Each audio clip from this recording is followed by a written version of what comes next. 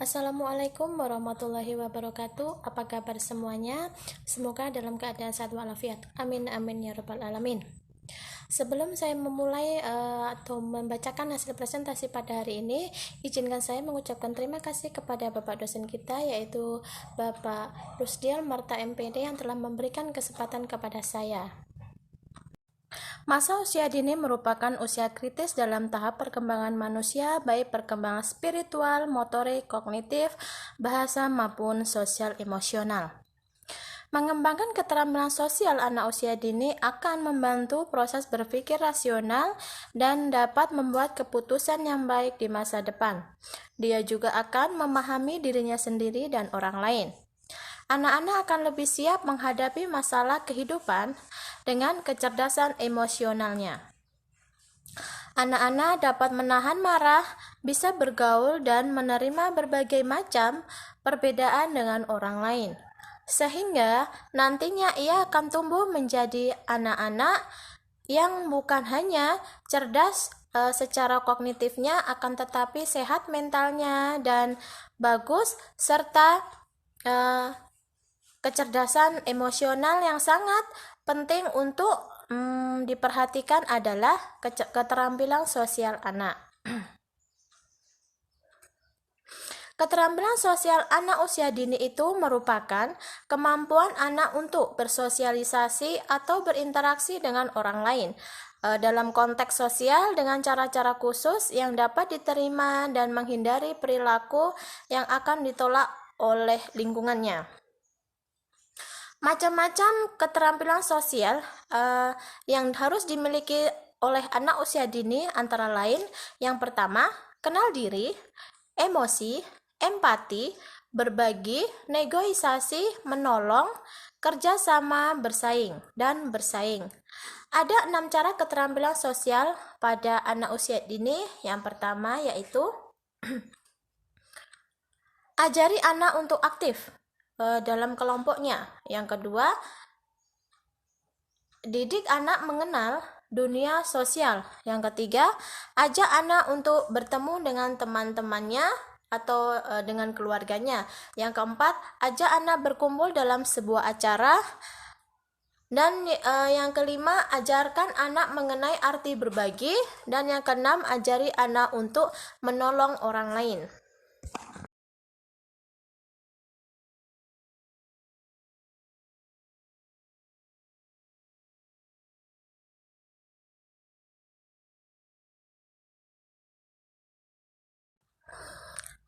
Dalam perkembangannya, untuk dapat menyesuaikan diri dengan tuntunan sosial dan menjadi pribadi yang dapat bermasyarakat, terdapat 4 faktor penentu yang dikemukakan oleh Harlock, yaitu yang pertama, kesempatan yang penuh untuk sosialisasi adalah penting karena anak-anak tidak dapat belajar hidup bermasyarakat. Itu bermasyarakat dengan orang lain jika sebagian besar waktu mereka dipergunakan untuk seorang diri. Itu yang pertama. Yang kedua, dalam keadaan bersama-sama, anak-anak tidak harus mampu berkomunikasi dalam kata-kata yang dapat dimengerti oleh orang lain, tetapi juga harus mampu berbicara tentang topik yang dapat dipahami dan menarik bagi orang lain. Yang ketiga, anak akan belajar sosialisasi hanya apabila mereka mempunyai motivasi untuk melakukannya. Motivasi sebagian besar bergantung pada tingkat kepuasan yang dapat diberikan oleh aktivitas sosial terhadap anak. Yang keempat yaitu metode belajar yang efektif dalam bimbingan adalah parenting. Berarti metode yang paling efektif adalah bimbingannya parenting. Anak mempelajari beberapa pola perilaku yang penting bagi penyelesaian sosial yang baik. Meniru orang yang dijadikan tujuan identifikasi dirinya. Anak merupakan individu yang unik. Individu yang unik, mereka berbeda meskipun kembar sekalipun.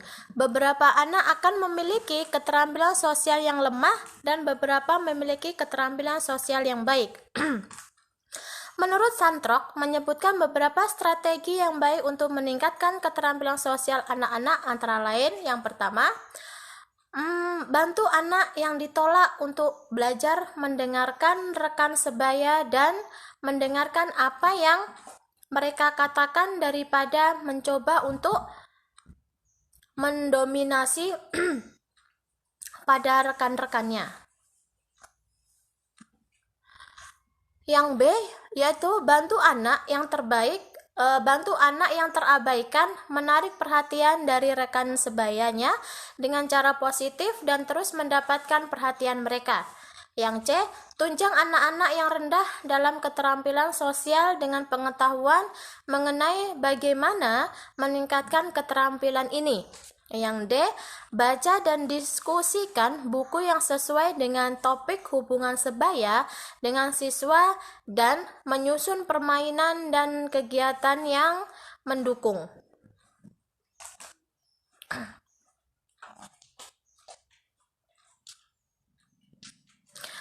Selanjutnya, tanyakan kepada siswa pertanyaan mengenai cara bagaimana karakter dalam buku harus berinteraksi terhadap berbagai situasi.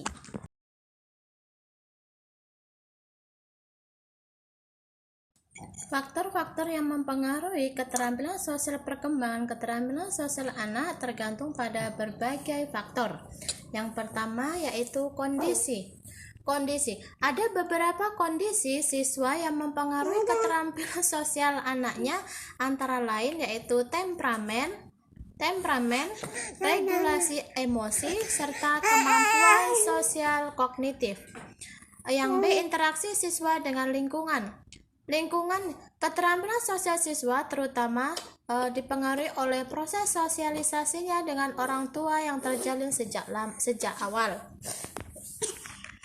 Yang C yaitu keluarga. Keluarga merupakan tempat pertama dan utama bagi anak dalam mendapatkan pendidikannya. Kepuasan psikis yang diperoleh anak dalam keluarga akan sangat menentukan bagaimana ia akan bereaksi terhadap lingkungannya. Anak-anak yang dibesarkan dalam keluarga yang tidak harmonis atau broken home itu tidak akan mendapatkan kepuasan psikis yang cukup, maka anak akan sulit mengembangkan keterampilan sosialnya. Hal yang paling penting diperhatikan oleh orang tua adalah menciptakan suasana yang demokratis di dalam keluarga sehingga anak dapat menjalin komunikasi yang baik dengan orang tua maupun saudaranya. Dengan komunikasi timbal balik antara orang lain, antara anak dengan orang tua, maka segala konflik yang timbul akan mudah diatasi. Sebaliknya, jika komunikasi yang kaku, dingin, terbatas, menekan, penuh otoritas, dan lain-lain sebagainya hanya akan memunculkan berbagai konflik yang berkepanjangan sehingga suasana menjadi tegang, panas, emosional, sehingga dapat menyebabkan hubungan sosial antara satu sama yang lain menjadi rusak.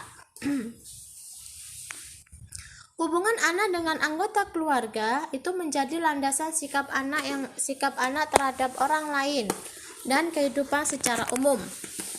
Yang D yaitu lingkungan. Sejak dini, anak-anak harus sudah diperkenankan dengan lingkungan. Lingkungan dalam batasan ini meliputi lingkungan fisik itu seperti rumah, pekarangan, dan lingkungan sosial itu seperti tetangga.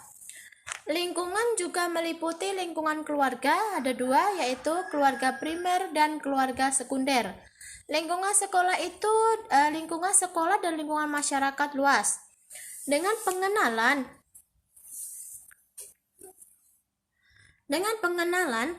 lingkungan, maka sejak dini anak sudah mengetahui bahwa dia memiliki lingkungan sosial yang luas.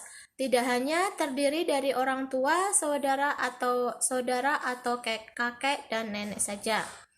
Yang E yaitu kepribadian. Secara umum, penampilan sering diidentifikkan dengan manifestasi dari kepribadian seseorang. Namun itu sebenarnya tidak. Kenapa?